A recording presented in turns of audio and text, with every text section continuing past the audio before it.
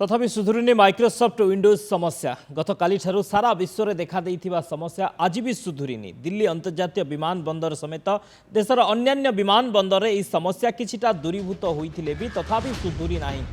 दिल्ली विमान बंदर टर्मिनाल 3 रे स्थिति रे सामान्य उन्नति देखा देइछि।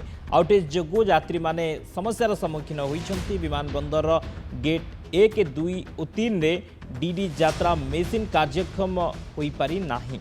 तेबे मुंबई छत्रपति शिवाजी महाराज अंतर्जातीय विमान बंदर स्थिति रे सामान्य उन्नति आसी।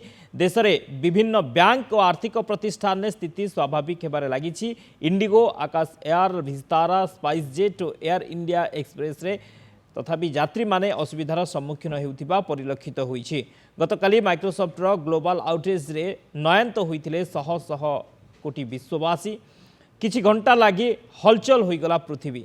समस्त विमान कंपानी रे व्यापक अचलावस्थार शिकार होइथिले कोटी कोटी यात्री।